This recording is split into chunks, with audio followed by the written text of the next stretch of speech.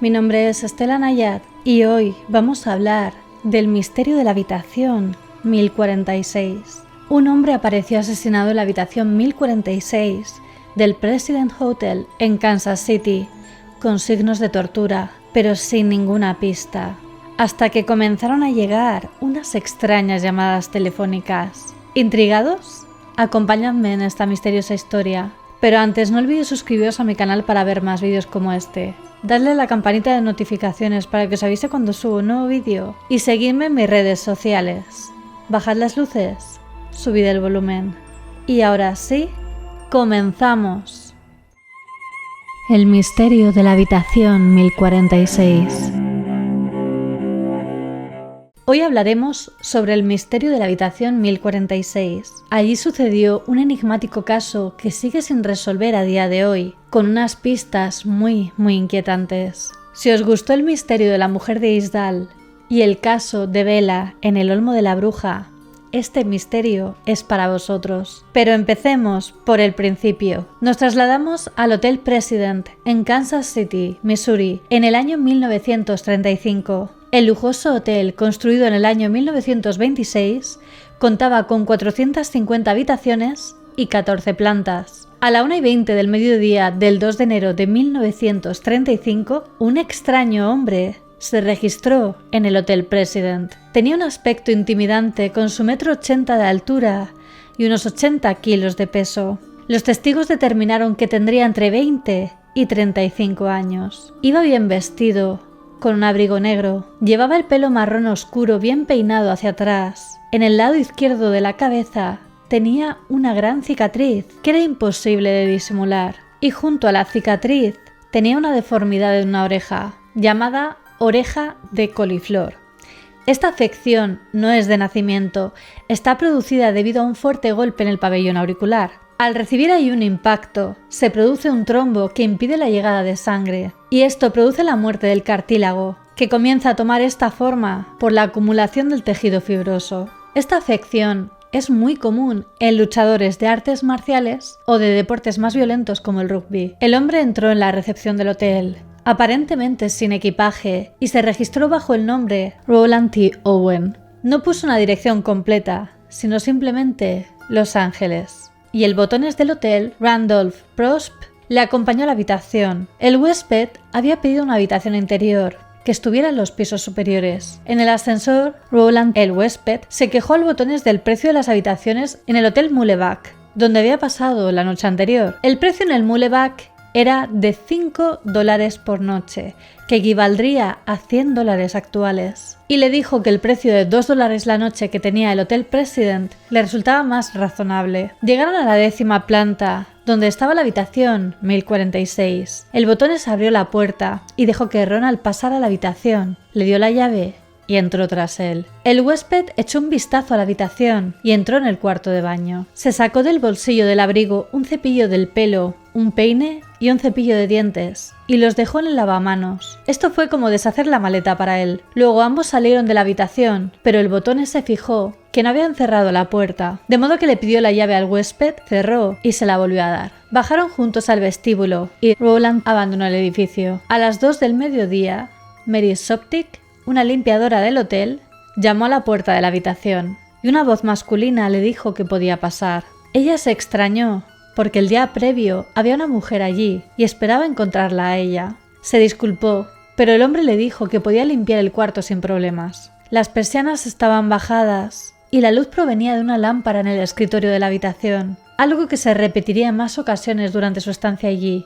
Este hombre siempre estaba en las penumbras. Mary comenzó a limpiar con la tenue luz que había, y el huésped, una vez más, se quejó de los precios del Hotel Muhlebach y le preguntó por su trabajo. Pero Mary más tarde declaró que este hombre tenía aspecto de estar asustado o preocupado y que parecía querer estar fuera del halo de luz para no ser tan visible. El huésped se puso el abrigo y se peinó mientras ella estuvo allí y le pidió a la mujer que dejara la habitación abierta porque esperaba a unos amigos en unos pocos minutos. Mary terminó de limpiar la habitación y se marchó. A las 4 volvió a traer las toallas limpias y de nuevo llamó a la puerta, pero esta vez no obtuvo respuesta. Pero como la puerta estaba abierta, entró sin más. Se encontró al huésped tumbado en la cama completamente vestido con ropa de calle, y sobre el escritorio, iluminada por la tenue luz que entraba por el pasillo, había una nota, la cual decía: Don, volveré en 15 minutos.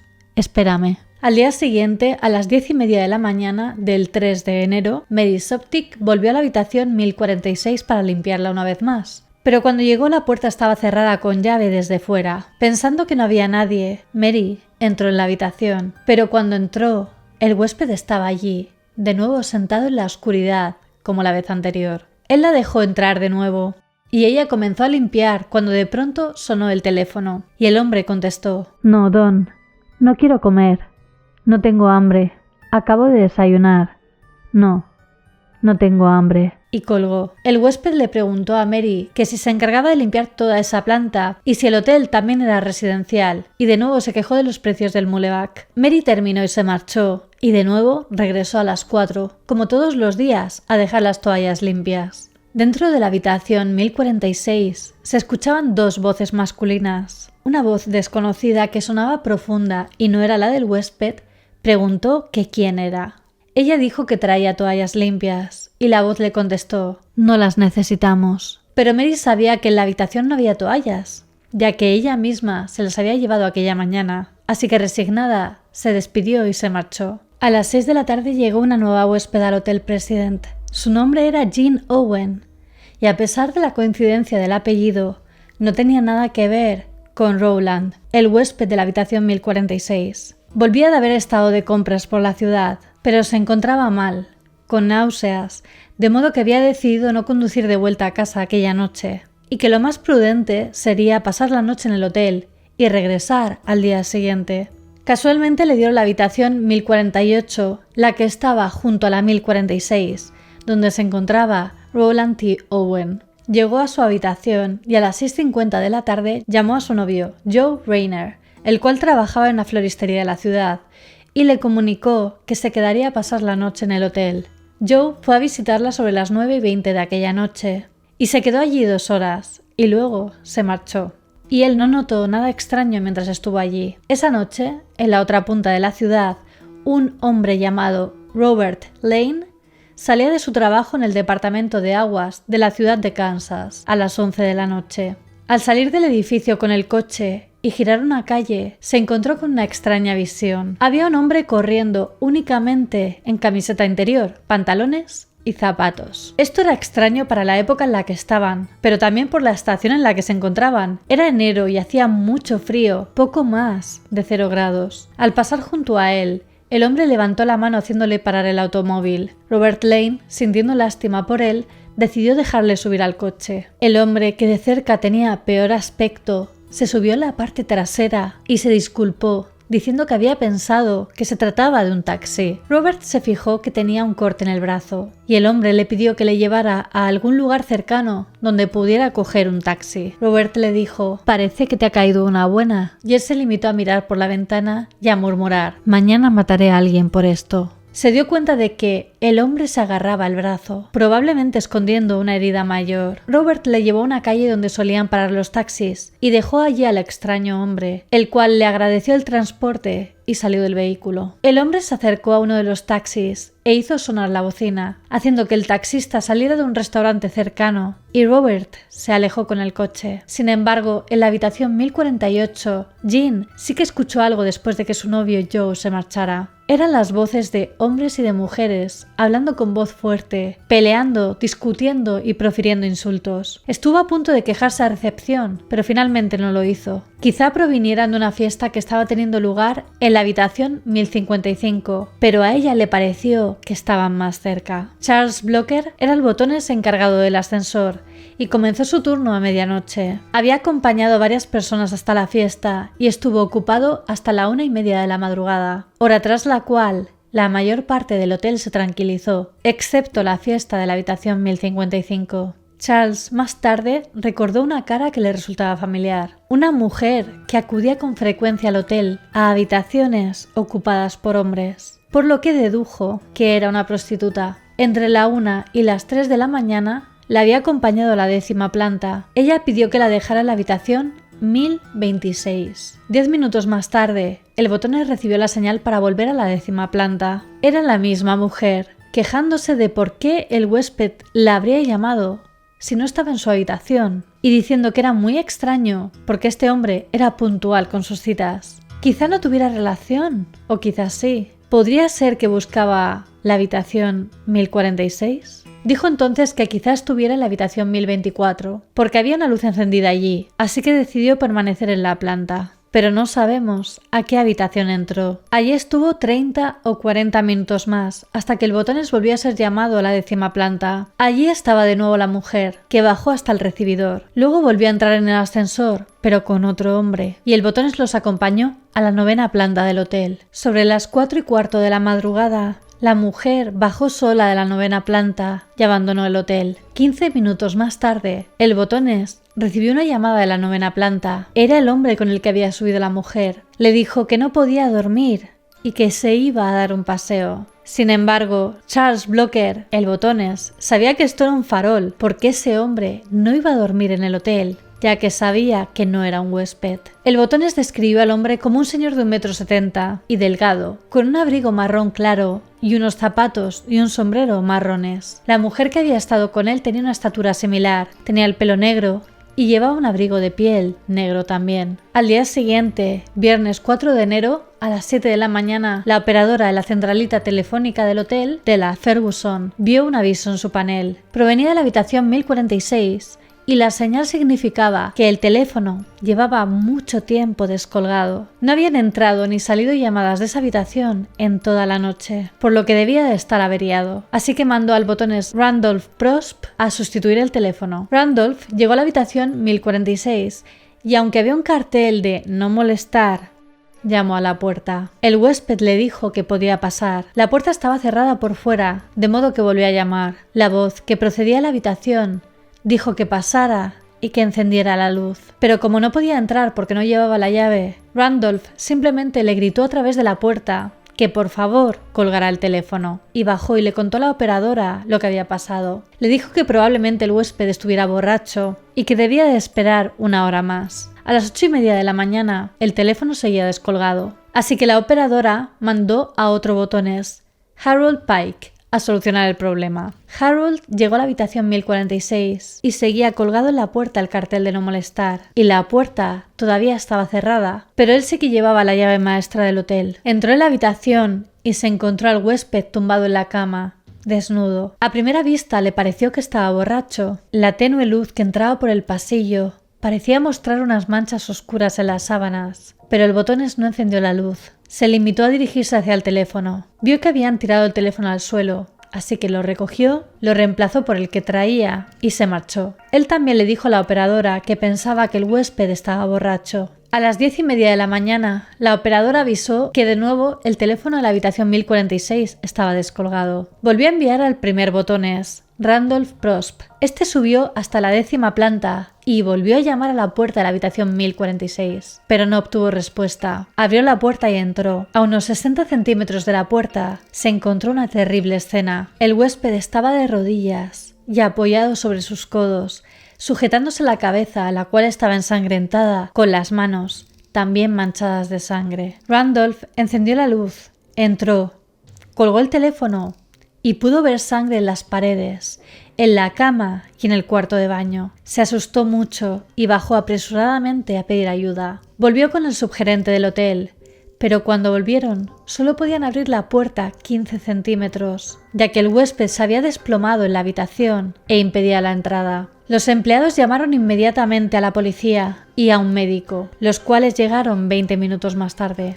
El hombre había recobrado la conciencia y había conseguido apartarse de la puerta, dejándolos entrar. Descubrieron que el huésped había sido atado con una cuerda en los tobillos y en las muñecas, la misma con la cual había sido estrangulado. Tenía moratones en las manos y 3 grandes cortes en el pecho, y una de estas heridas le perforó un pulmón. Había sido golpeado repetidas veces en la cabeza con un objeto romo, produciéndole una fractura craneal en el lado derecho, y descubrieron más salpicaduras de sangre en el techo. Mientras el huésped estaba intermitentemente consciente, sentado en el borde de la bañera, intentaron hacerle unas preguntas. Le preguntaron quién le había hecho eso. Él se limitó a decir nadie y perdió de nuevo la conciencia, golpeándose la cabeza con la bañera, de modo que se lo llevaron rápidamente al hospital en un estado comatoso. Los investigadores revisaron la habitación, pero no encontraron ninguna pista determinante. De hecho, faltaban tantas cosas que decidieron hacer una lista tanto de las cosas que encontraron como de las cosas que no. No había ropa en los armarios o cajones, ni siquiera con la que entró al hotel, pues le encontraron desnudo. Solo encontraron la etiqueta de una corbata que pertenecía a una compañía de Nueva Jersey. Tampoco había toallas, ni jabón, ni champú. Las manchas de sangre pudieron darles una estimación que el ataque había tenido lugar 7 horas antes del hallazgo del hombre, así que habría tenido lugar sobre las 3 o las 4 de la madrugada, por lo que todas las veces que los empleados intentaron entrar a la habitación, él ya había sufrido el ataque. Aparte de eso, solo había un imperdible, un cigarro sin encender, una horquilla junto a la cama y una botella de ácido sulfúrico diluido. No se encontró el cuchillo con el que fue atacado, y el estar atado de aquel modo daba a entender que quizá había varias personas involucradas. Uno de los vasos de la habitación estaba roto y le faltaba un gran trozo, con el cual podrían haber realizado algunas de las heridas. El otro vaso tenía 4 huellas dactilares que parecían de mujer y se lo llevaron como prueba. Las huellas no pertenecían ni al huésped ni a ningún empleado del hotel, pero jamás lograron descubrir a quién pertenecían. Tampoco encontraron los objetos que se sacó del bolsillo el primer día: el cepillo del pelo, el peine y el cepillo de dientes. El huésped, que conocían como Rowland T. Owen, se encontraba en estado crítico en el hospital y a medianoche falleció. A la mañana siguiente, el sábado 5 de enero, la noticia del misterio de la habitación 1046 del Hotel President saltó a la prensa, siendo la portada de los periódicos locales. En ambos periódicos se mencionaba una declaración del detective Johnson que decía: "No hay duda de que alguien más está implicado en esto", dejando claro que se trataba de un homicidio. Jean Owen, la huésped de la habitación contigua, la 1048, fue interrogada en relación al caso, pero fue rápidamente descartada como sospechosa con la declaración de su novio.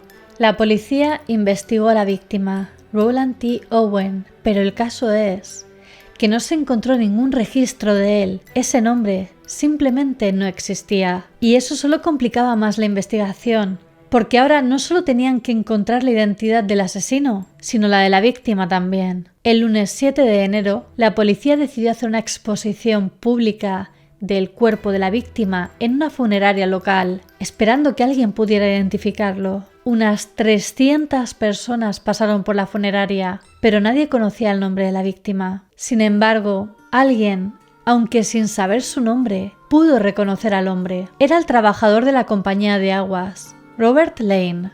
Robert se dio cuenta de que era el mismo hombre que había recogido en su coche, aunque no pudiera darle una identidad, y le comunicó toda la historia a la policía.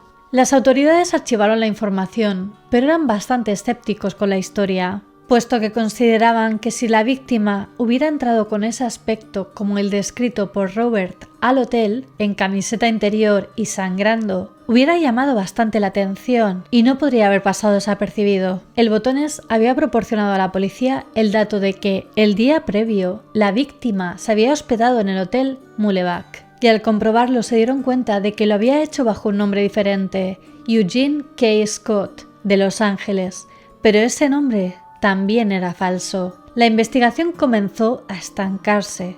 No tenían suficientes pistas y en esas circunstancias era muy difícil identificar tanto a la víctima como al asesino. Pero el caso volvió a aparecer en los periódicos el 3 de marzo, cuando se anunció que al día siguiente, el 4 de marzo, se iba a enterrar el cuerpo del huésped de la habitación 1046. Pero esto no llegaría a suceder. Aquella misma tarde, la funeraria recibió una llamada de un hombre preguntando por el entierro del hombre asesinado. Pidió que retrasaran el entierro y dijo que les enviaría dinero para que pudieran hacer una ceremonia en condiciones, ya que estaba previsto enterrarlo en una tumba sin marcar, usada para indigentes. Pidió que lo enterraran en el cementerio de Memorial Park, en Kansas City, para que pudiera estar cerca de su hermana, y dijo que le enviaría el dinero con un envío especial, y colgó el teléfono. El mismo hombre llamó a la floristería local y encargó un ramo con 13 rosas de la especie American Beauty. Dijo que llamaba de parte de su hermana y que mandaría $5 para cubrir los gastos. El día 23 de marzo llegó el dinero. A la funeraria le llegó un fajo de dinero envuelto en una hoja de revista y metido en un sobre. Y a la floristería le llegó el dinero simplemente metido en un sobre, con la dirección escrita a mano, todo en mayúsculas. Y dentro del sobre también había una tarjeta para adjuntar al ramo, en la cual ponía Love Forever, Luis. Amor para siempre, Luis. El funeral tuvo lugar el 26 de marzo en el Memorial Park, como había solicitado el hombre que llamó por teléfono, y el ramo de rosas fue entregado. Pero las únicas personas que atendieron al funeral fueron los detectives del caso, esperando para ver si aparecía alguien que pudiera arrojar luz en la investigación. Los detectives les pidieron a los trabajadores del cementerio que estuvieran pendientes por si veían a alguien visitar la tumba, pero nadie lo hizo. Los periódicos publicaron la noticia, pero se equivocaron, poniendo que el lugar donde había sido enterrado el hombre era la tumba para pobres que habían previsto anteriormente, en lugar del Memorial Park. Una mujer llamó enfadada al editor y le exigió que corrigiera la noticia. Le dijo que el hombre había sido enterrado en Memorial Park y que podían comprobarlo llamando a la funeraria o a la floristería, pero colgó sin dar más detalles de quién era ella o el hombre que había fallecido y su relación con él. El caso comenzó a enfriarse de nuevo hasta mediados de mayo, que fue cuando la publicación The American Weekly decidió imprimir el caso completo. El artículo se titulaba El misterio de la habitación 1046. Junto al texto había una escalofriante imagen de un esqueleto espiando a través de la puerta de la habitación 1046. También había una foto del cuerpo de la víctima, el supuesto Roland T. Owen, puesto de perfil. El director de la funeraria había sido entrevistado por la revista y reveló ciertos detalles de la misteriosa llamada que había recibido. Dijo que su interlocutor le comentó que Roland T. Owen había quedado en la estación con la chica con la que quería casarse y que él también estaba allí. Dijo que los tres fueron al Hotel President, pero cuando el interlocutor preguntó que qué había sucedido en el hotel, el hombre se puso nervioso y dijo: bueno, no quiso jugar limpio. Y los tramposos normalmente reciben su merecido, y colgó. Aunque se piensa que quizá gran parte de la información del artículo no fuera cierta, o la conversación no hubiera sido exactamente así. Y es que The American Weekly tenía fama de sensacionalista y de inventarse artículos enteros. Sin embargo, la publicación tenía mucha más tirada que cualquier otra que hubiera publicado la historia anteriormente, y la fotografía de la víctima se vio por toda la nación. Un año más tarde, en el otoño de 1936, una mujer vio la foto en la revista y reconoció al hombre. Era el hijo de una amiga suya, Ruby Ogletree, de Birmingham, Alabama. El hijo de Ruby, Artemis Ogletree, se había marchado en abril de 1934 a realizar un viaje hacia California. Al inicio del viaje se mantuvo en contacto con su madre, pero un día cesó la comunicación por completo, sin ninguna explicación. Simplemente dejó de llamarla. Y Ruby comenzó a recibir cartas mecanografiadas desde lugares extraños, Chicago y Nueva York, que no estaban en su ruta, más bien en la dirección contraria que pretendía tomar su hijo. Y en su última carta le dijo que al día siguiente se marcharía a Europa. Pero a Ruby estas cartas le resultaban muy sospechosas. Su hijo no había usado una máquina de escribir jamás, y ahora todas sus cartas estaban mecanografiadas. Y además, el que escribía no se expresaba como él. Y lo que ella no sabía es que para cuando comenzaron a llegar estas cartas, su hijo ya había fallecido en Kansas City. En agosto de 1935, Ruby recibió una llamada de larga distancia de alguien que decía ser el amigo de su hijo Artemis, un tal Jordan. Jordan le contó muchas aventuras de su hijo, tan increíbles que no parecían reales. En una de ellas le explicaba cómo Artemis había perdido un pulgar, salvándole la vida a Jordan en una pelea en un bar, y que por eso no podía escribir. Pero cuando Ruby comenzó a hacer demasiadas preguntas, Jordan simplemente le colgó el teléfono. Desde ese momento empezó a sospechar seriamente de que había juego sucio. Incluso se puso en contacto con el FBI para que investigaran el caso. En noviembre de 1936 le mostraron a Ruby el artículo de The American Weekly sobre la habitación 1046 y la señora Ogletree reconoció inmediatamente a su hijo en la fotografía. Contactó a la policía de Kansas y confirmó su identificación. Aportó datos para verificar la identificación, como que la cicatriz de la cabeza era de una quemadura, un accidente que tuvo cuando era pequeño. Y uno de los detalles más escalofriantes de la identificación era que Artemis Ogletree no tenía entre 20 y 35 años como habían supuesto, sino tan solo 17 años. Habían conseguido resolver el enigma de quién era la víctima, pero ¿quién lo asesinó? ¿Quién era el tal Jordan que habló con la señora Ogletree? ¿Y quién escribía las cartas después de que su hijo hubiera fallecido? ¿Y por qué Artemis decidió usar nombres falsos? Cambiaron la lápida de la tumba y retiraron el nombre falso de Roland T. Owen, cambiándolo por fin por su verdadero nombre, Artemis Ogletree. Sin embargo, sin más pistas, el caso se enfrió. Jamás encontraron más evidencias ni consiguieron entrevistar a ningún sospechoso. Entre las teorías se baraja un triángulo amoroso, que realmente Artemis estaba teniendo una relación con una mujer casada o prometida, y su esposo o un miembro de la familia de ella decidiera acabar con el chico. Pero claro, para esto nos basamos en el artículo de dudosa veracidad de The American Weekly y las supuestas voces que escuchó la huésped de la habitación contigua a la 1046. Pero, ¿y si el motivo era otro? Está claro que la persona que escribía las cartas